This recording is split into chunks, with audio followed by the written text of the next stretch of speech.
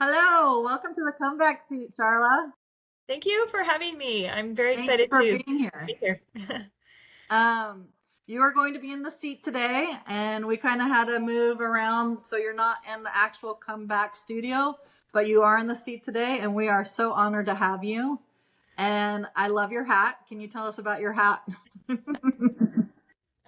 Yeah, this is I'm sponsored by Mutant, which is a supplement company, and they are big sponsors for the wheelchair division. So I'm just really grateful to be a sponsored athlete through them. And this is one of their hats that discipline means gain. So besides like trying to gain muscle through working out and your supplementation, that discipline is also gaining. It is also gain. So I feel like my motto for 26 is to be disciplined. I love it. So I'm just like, okay, I've got to be. So I wear my hat every day so that I can be disciplined this year. Okay, well, I need a hat like that. So I need a disciplined hat so I can remind myself not to eat or not to do things that are Right? naughty. Yeah. Charlotte, can you tell us a little bit about you and where you live and kind of before your accident, and then we'll get to your accident? Okay. So I live in Mesa, Arizona right now. We've been married for 32 years and we have 5 kids. My oldest is 27 and our youngest is 13. Um, let's see. Um, I grew up in Omaha, Nebraska, and I went to college at the University of Southern California, and I got my degree in occupational therapy. Um, and I started teaching aerobics when I was 16. So I've always been into the fitness industry, just really loved working out and the gym and all of that. So that's been part of my growing up. And I competed in the Reebok National Aerobic Championships when I was 19. And then I finished my degree and met my husband, and we had our family. And I kind of put, well, we did fitness, but I put it like competition aside. But I always wanted to like do a competition someday. So when I turned 50, I uh, had a little bit more time. My kids were grown, and I was able to get back into fitness a little bit more. And then I had a friend that had done a competition, and I was like, "Oh, tell me all about it. What do you have to do?" And I really want to do one of these. And so she was um, my inspiration to like actually do it. Like, okay, I'm going to do it now. So I hired a trainer, and I got into the bikini competition in 2022. My trainer, we worked for about 15 weeks. We got ready for the first show, and then after my first show, I was like hooked and I loved it. And so I decided to keep going. I did 5 shows that year in 22. And then at the end of the year, I decided I needed to take some time off to get my hernias repaired because I had hernias from pregnancy and they were starting to bug me because I was working hard at the gym and pushing myself. And so I'm like, well, if I want to continue this sport, I probably ought to get these fixed. So I had hernia repair in December of 22, and I had a slow recovery because they found 4 hernias, and I had my diastasis recti pulled back together, and then I had a tummy tuck at the same time. And I took about 3 months to do like a full recovery. Like I had to be really careful. I could only like walk around the block after 8 weeks. So about 3 months after, I was able to get back to the gym and work my upper body. And about 4 or 5 months, I was able to start working, my legs a little bit, doing some lunges and some bridges and things like that, but not like loaded, just exercising, but not really going heavy. And then at 7 months, I was given permission to go ahead and do my deadlifts and squats and all of that. So we took a little vacation to Utah in July of 23. And my 11-year-old daughter, she was 11 at the time, she's 13 now. She went to volleyball camp. And I have a daughter that lives in Provo and she does hair up there. And so we dropped off the younger one to volleyball camp, and my older daughter, excuse me, my older daughter and I went to the gym to work out. And I'm like, okay, I'm going to get back on the Smith machine and do back squats because I haven't done that yet. This is my first day back. So we did like a 20-minute warm up. We worked our glutes really, really well. We did a bunch of warm ups and then we went straight to the Smith machine. And so she and I were taking turns on the Smith machine, and I went last, and this was my fourth set. So it was my last set. And about halfway through the set, I have a burst in my back. And I didn't know what it was. It was just like all of a sudden this big burst, and I started falling, like collapsing, and I got the bar on my back and my legs are collapsing underneath me. So I'm just getting squished by the bar and I'm freaking out because I don't know what to do. Like I can't move, like my legs are going out and I can't, I didn't have time to do anything. So the only thing I could think of was to drop. And so I kind of yelled help at the same time that I just dropped from underneath the bar. And with the Smith machine, the bar's on the machine. So I was able to drop underneath it and get away from it.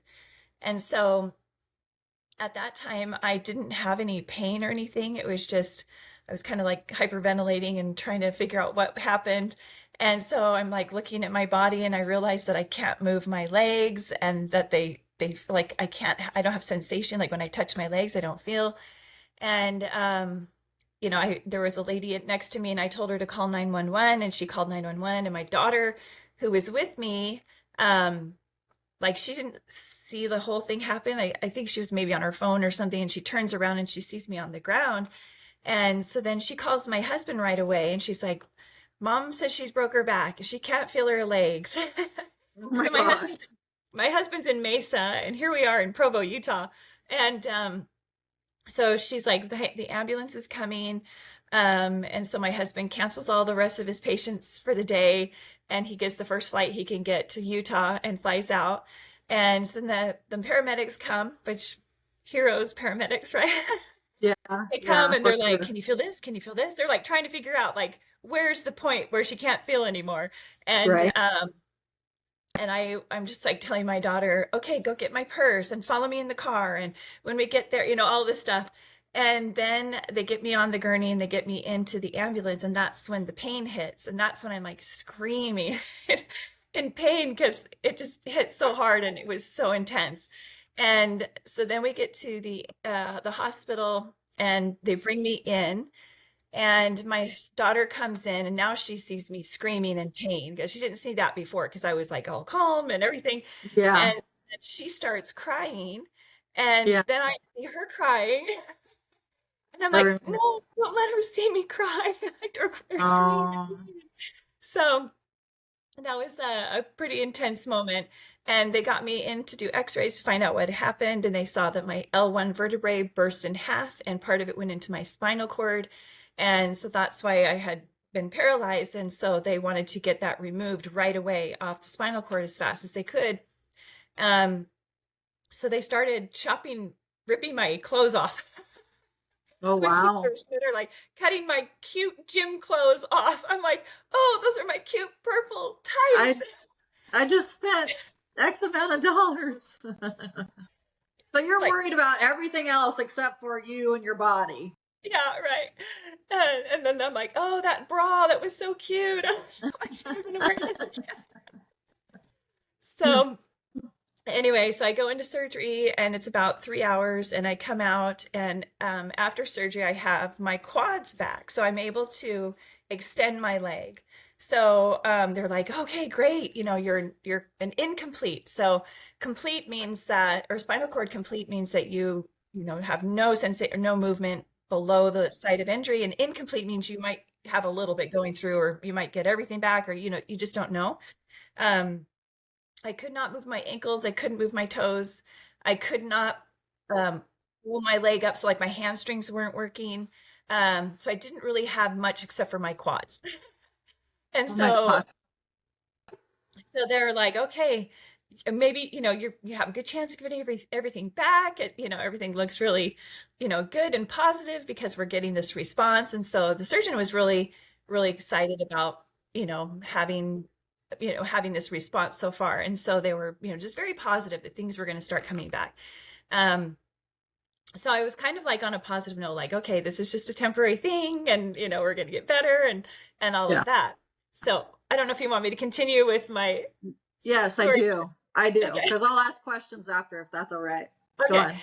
So, one thing I forgot to mention is that I was doing a 90-day challenge when this happened. So back in June, I think it was June 1st, that started a 90-day challenge. And I'm like, okay, I really want to get myself back into, eating right and exercising and everything. I was going to take on this challenge to kind of help me get back into going back on stage someday, like getting back into it. So I was doing a 90-day challenge, and this was like day 43 when this happened.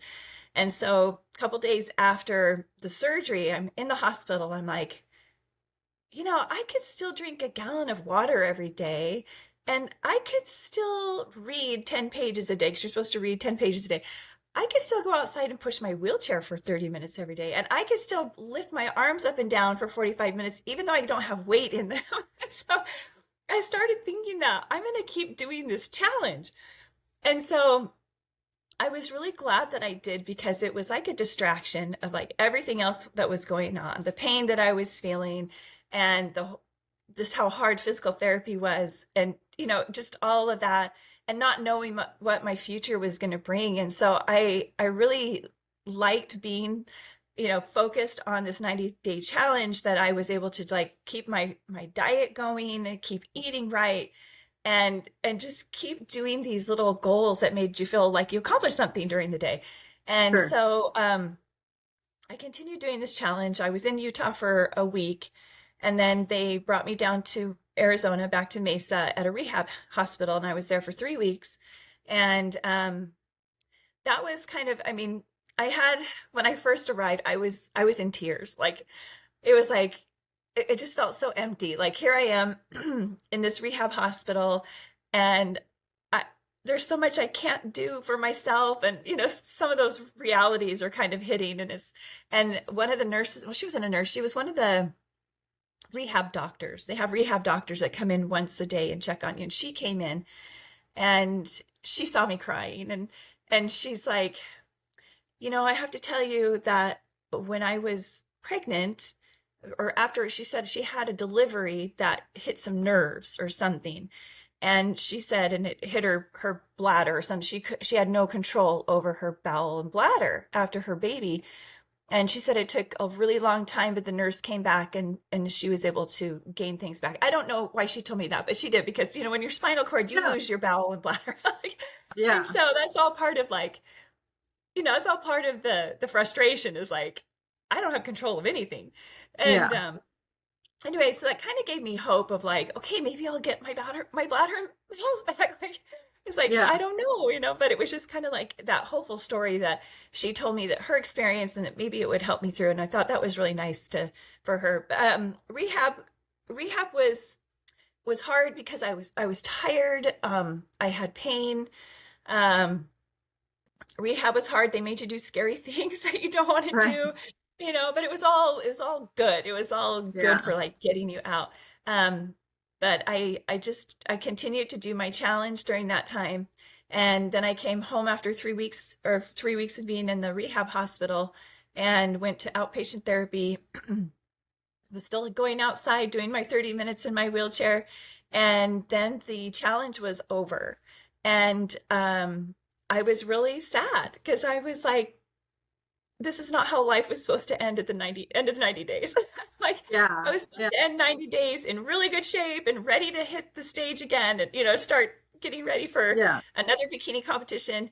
And here I am. I'm in a wheelchair, and I'm not walking, and it was just kind of like eye-opening of like, this is reality now. This is Yeah. this That's is when it hit reality. you. It hadn't And hit you yet up until yeah, you're and done that's with when this it hit, because challenge. I had no goal. I didn't know how long it was going to take me to walk. This, progress was slow, and waking up to a wheelchair every single day was like, how am I going to get through this? Yeah. It's like, I Yeah. have to, everything I do, laundry, cooking, washing my hands in the sink, reaching over, because, it's, everything was Yeah. just like so complicated, and I couldn't drive, and my kids needed rides places, and it was just like, how am I going to get through this? And it was just kind of a hard time of just every day, and showing up at therapy and getting mad at the therapist, because I'm like, you want me to do balance? How am I going to do that if my ankles aren't working? Like, Right, right, right. And don't make me do hard things right now. I don't Yeah, feel right. like it. I know you're wanting the Yeah, best for me, but no. yeah. It's hard. So, so then October hits, and the Whitney Jones bodybuilding show is coming up because it's in Mesa every year. And I'm like, oh, I want to go watch it because I had some friends that were going to compete. And I said, had some friends that were going to go watch. And so I'm like, okay, I really want to go to this and watch it. And I was with my physical therapist and I asked him, I said, do you think that there's bodybuilding for people in wheelchairs? And he goes, oh yeah, I've seen it on social media somewhere. And I'm like, really? And so I go to the show over the weekend and I get really excited. I'm like, I wonder if there's something that I can do. And so I go home, get on my laptop and I look up wheelchairbodybuilding.com, and there it Yeah, is. And it was like, no way. I was like so excited. I was just like, I want to do this so bad. And all I saw was men. And I'm like, where are the women? yeah, There's no women in this. And there was actually one woman at the time, and it was Jen Paskey. And she just had guns. I mean, shredded and guns. And I'm like, I want to be like her. This is so cool. And so I did a little investigating, like, well, when's the next show? When can I get on stage? And found out that it was the Arnold Amateur, which was in March. March 1st. Well, it's actually February 28th or whatever. And this was October. So I was like, okay, I'm totally in. And so I called my coach that was over me of the 90-day challenge. I had a 90-day challenge coach, and yeah, she'd been to the Arnold before, and she had a lot of experience with that. So I called her and I said, hey, do you want to take me to the Arnold and in a wheelchair? And she's like, yeah, let's do it. And so then I'm like, wait, I'm not even going to the gym. Like, I'm not even driving. Like, how am I going to do this? So I had this goal already, but I didn't have like all the steps to get there yet. And so I started, figuring out, okay, well, I get a ride to therapy every day. Maybe they can drop me off at the gym on the way home. Or maybe they can pick me up from the gym and take me to, it's just like trying to figure out how I'm going to get rides to the gym. And then I was a little bit intimidated to go back to the gym that I was going to. So I made it even more difficult by going to a place called Ability 360. And they are all set up for wheelchair accessible everything. And so I actually started going there, which was farther. So it was harder for me to find somebody to take me there. yeah. And but I did have a caregiver at the time. And so whenever she was with me, I'd have her drive me out there. And so I kind of started out there. And then I'm like, I'm just gonna try doing it, by my house. I'm gonna go back to the same gym that I usually go to. So I did go back, and I found that it was like everyone was willing to help me out. They just kept asking me, do you need help? Or let me know. And then like it was easier for me to get on and off the machines than I thought, and just to maneuver between machines and everything. So I was like, okay, what was I afraid of? This is great. Were you So afraid of them? Were you kind of embarrassed and you were afraid of them yeah, judging you? Yeah, I was totally, yeah. I just thought, "Oh, I'm going back in a wheelchair. What are people going to think about me?" right. And yeah, it was definitely a hard thing, but I was happily accepted, and found a lot of people just very helpful and willing to help. And um, and then I just was able to find people who would pick me up and take me and give me rides. And so I just would set up my week and just call people and say, hey, would you be able to take me this time or that time or whatever? And so it worked out. And then by December, I was able to drive. I was able to learn how to get my chair into the car so I could be independent and start driving. So that was huge. That was huge. And then like most of my restrictions, my back restrictions were lifted. And so by January, I was like ready to go. And so I was able to like work my abs, and I was able to get to the gym by myself, and I was swimming in the pool, and everything was just going really well for this competition. And I had somebody who was going to compete with me, which I was so excited because in women's wheelchair, there's like no, there's Right. hardly anybody. And so I was really excited that I was going to have someone to compete against. And so we get to the Arnold, and yeah, I made a lot of progress, from the time I started to hitting stage. And just being on stage, I was like so emotional. I was just so emotional to be Yeah. back on stage in You front look of a judge. beautiful. And You oh, inspired a lot of women, oh, wheelchair or not. thank You you. were. An inspiration. You were beautiful. Yeah. What happened to your friend? Why was she not up there? Well, so this was the Arnold Amateur, Okay. and so this was in 24. So February 28th or something like that, of February 24 or yeah, February 24. And so if you go back into my Instagram, you go way back to my first show, then Okay. you'll see Marie. So Marie Okay. and I competed against each other. And that was really fun. And I got first place. And and then I got really excited about Wheelchair Nationals because at Nationals, there's a chance you can earn your pro card. And so I started right after the Arnold, I started getting ready for Wheelchair Nationals, which was 3 months later. And Okay. I was able to like make some progress and lean out a little bit more and gain a little more muscle. And so I was really excited for that. And I was hoping that someone would show up. And it was like nobody was coming. Nobody was coming. Down to the last week, I'm like, is anyone going to come? And so I'm like, well, you know, very slim chance I'm going to get my pro card up, but oh well, that's okay. I'm going to show up and I'm going to keep showing up until they say she deserves one, right? Yeah. So I went to Wheelchair Nationals not expecting a pro card, but receiving a pro card, and that was just I was just on cloud nine for weeks after that. It was just so exciting Now, to was that the show I saw that you met Steve? My so personal. no, yes, that No. was where Yeah. Okay. Steve got his pro card the same day I did. Yeah, so I met Steve for Oh, the I first love time. that.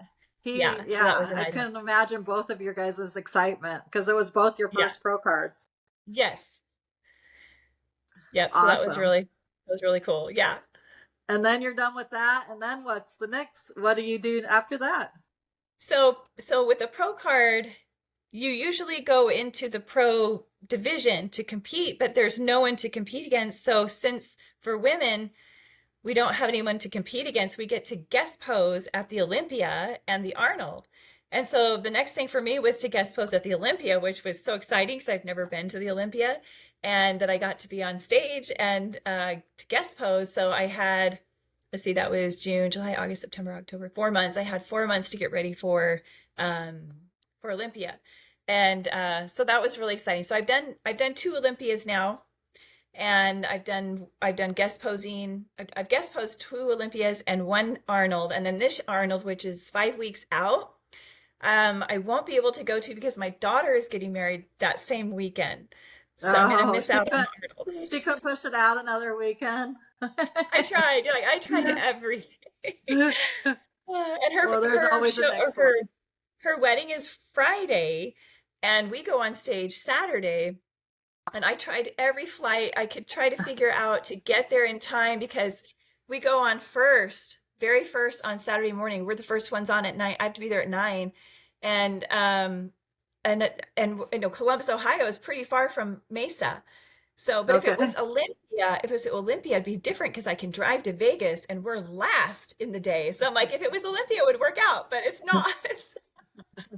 And So Steve wants to change that last part. He doesn't want you guys I being last. I know, I know. But it still So didn't work out. Wow. yeah, but What a I get to have a journey. little bit of a break now to put on more muscle and just take some time off and hopefully build more muscle. I mean, that's what you do. So Now, did you ever go through a really depressing state, or were you always in the challenge mode? I'm going to be better, do better. Did you go I mean, through? the only rest date was when that 90-day challenge was over, and it was a month before the Whitney Jones show when I got excited about getting back into it. So there's about a month right there. That was about Okay. it. And then ever since I found wheelchair bodybuilding, I'm like, this is it. This is it. And you Life's mentioned good. your husband is a doctor. Is that what you said? He's a dentist. He's a dentist. So, okay. So Yeah.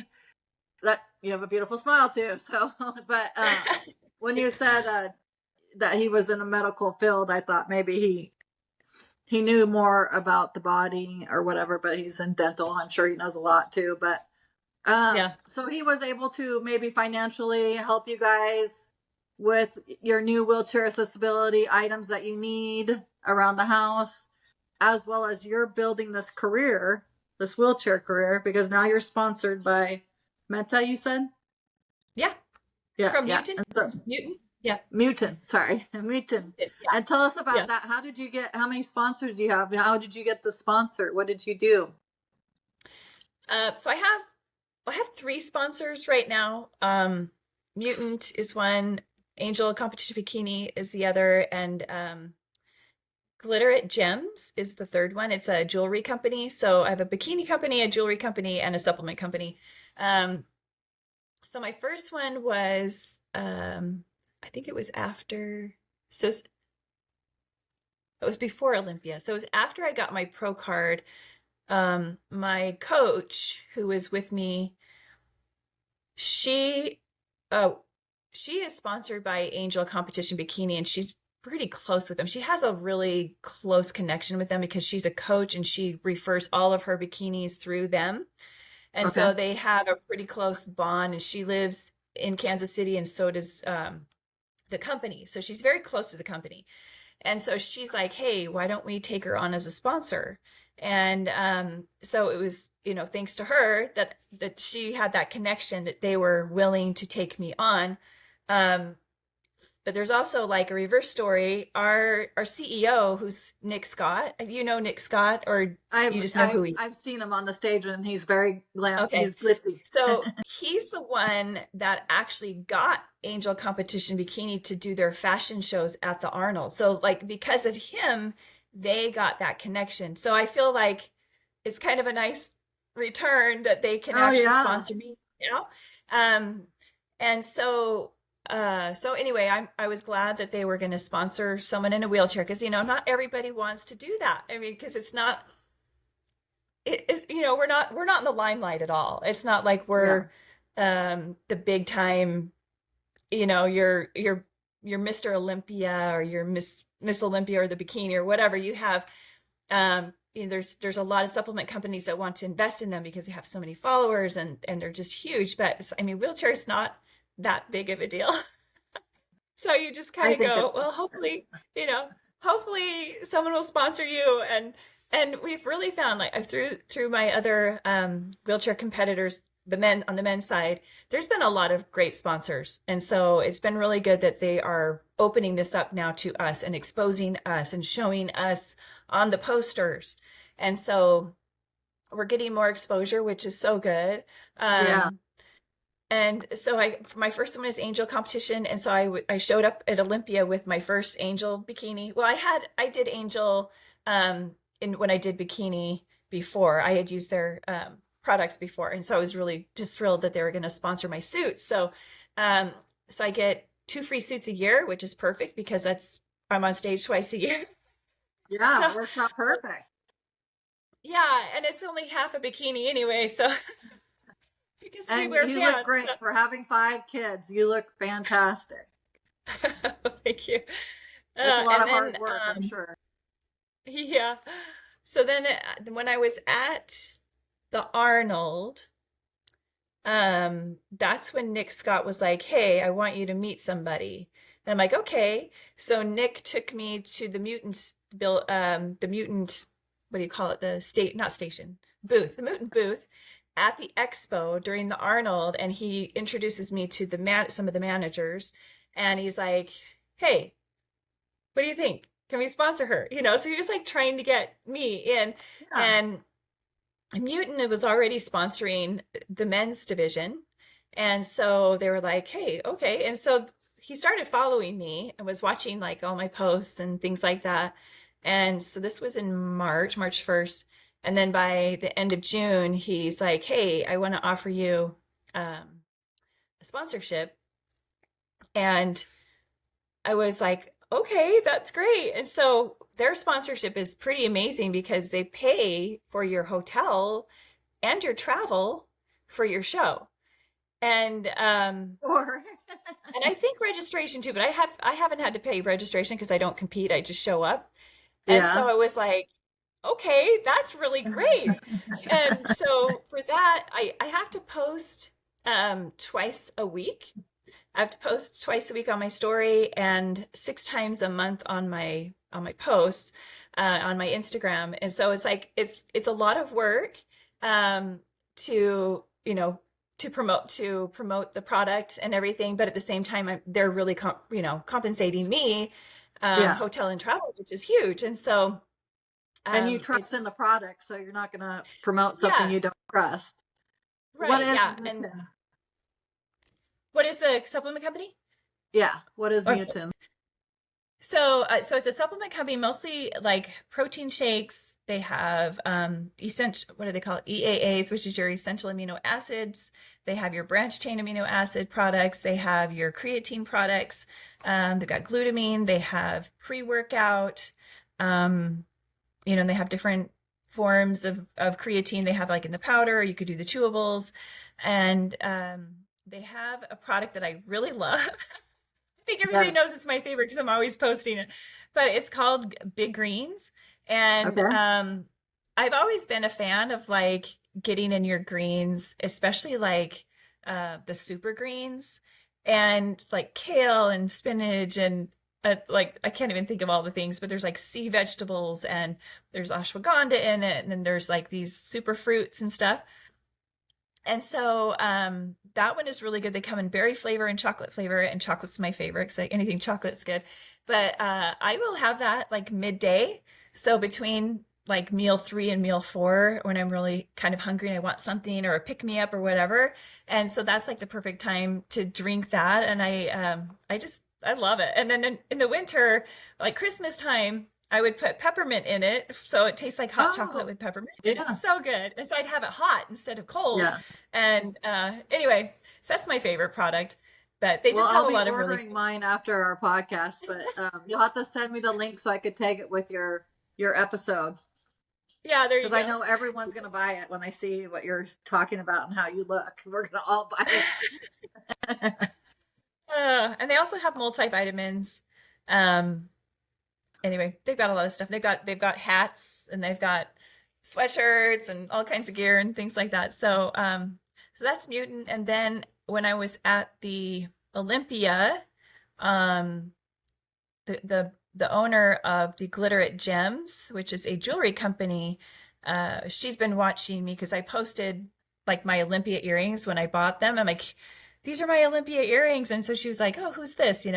And so she watched me and she video recorded my performance and she posted it on her page and tagged me on it. And she said, I mean, it was just really beautifully said. Like, if you find it, the things that she said about me was just beautiful. And then she asked if I wanted to represent, the jewelry company. And I'm like, sure. So, because I buy all their jewelry anyway. And so yeah, I mean, the companies that I'm sponsored by are companies I've already been using the product so it was pretty Yeah, easy. that's awesome. I have a couple of questions before we head out. I want to know how your husband dealt with everything when it all happened. What was his mentality like? Yeah, that is a really good question because I don't think very many people ask that, but it was very hard for him, stressful for him to watch me go through all of this. Um, he was very positive. He kept telling my kids, she's going to walk again. She's going to walk again. It was very like, she's going to come back, all of this. But, and we had so many people reach out and help us, and which was really great. It would make us cry just thinking about all the help that we got and all the kindnesses of people. But it was also really stressful for him because he had to take over so many things at the house that I used to do that I couldn't do anymore. And so it was just kind of like, when I came home, he had to figure out how to help me and then how to get his things done and how to make it to work on time and get sleep and then help the kids. And it was pretty stressful. Yeah, The first month or two coming home, just trying to figure out who's doing what, who has what job. And then, I couldn't drive. So that put extra effort on, or extra stress on him on getting the kids to school. We had neighbors that would help us, of course. And then just like cooking and all of that. Cause I didn't know I'm supposed to be putting my feet up and supposed to be helping the edema go away, and I can't be cooking right yeah. now. And so it's just a lot of extra things that he had to go through. Um, And I you had mean, a now caregiver, you it's said? I did for a little while. She'd come in twice a week and help me kind of set up my food and set up some things that I couldn't do. So that was really helpful. But yeah, I mean, it was just, he couldn't do everything. So Yeah, he had to navigate a whole new life as well. yeah. And and then your kids, you have 5 kids. How did they deal with you, mom, being able to go to the gym with her daughter, and then the next thing you know, she's in a wheelchair, still able to go Yeah. eventually, but how did they deal with all of that? Mom, Yeah, it were was you very shocking to everybody. I have 3 kids that live away from the house now and have 2 at home still. And the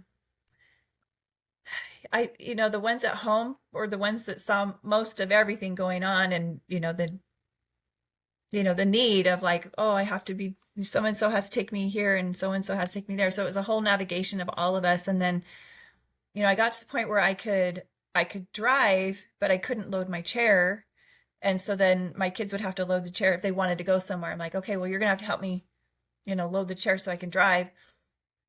And so it was just like a big family, trying to figure out all the things. And it was, yeah, I didn't know, like, how do my kids feel about me around their friends? Like, are they embarrassed to be with me? Are they, it's just it's just the whole thing. And then my son who lives in Minnesota, he came to visit when I was in the rehab hospital. I hadn't seen him for a couple of weeks, and so it was really emotional for me for him to come in and see me. sure? And I remember thinking, I wanted to be the strong mom. I wanted to be the mom for you. Like, I felt like somehow I'd failed, or somehow I couldn't be that strong mom anymore. Like, here I am in the timeout chair, sitting in the Right. timeout chair, and I couldn't be the strong mom anymore. And it was really emotional because it was like, I don't know, it was like I'm not that super mom anymore.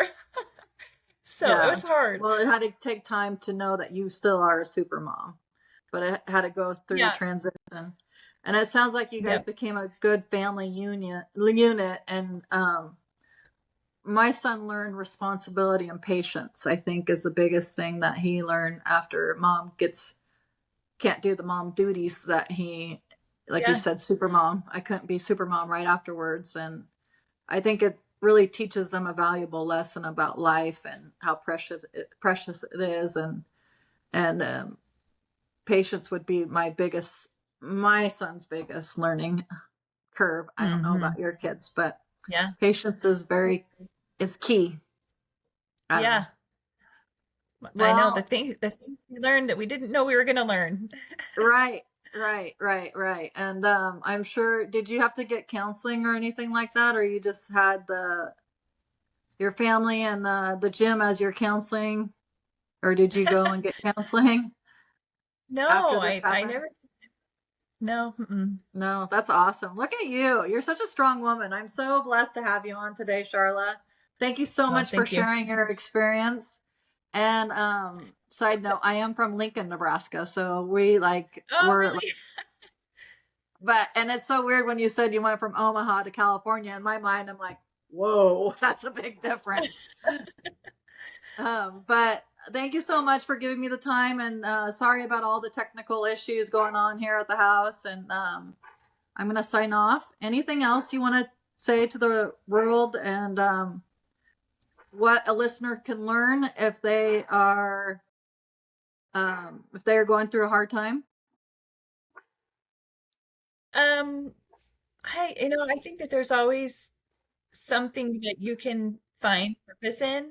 And once you do, I believe that there's a lot of people that will help you get there.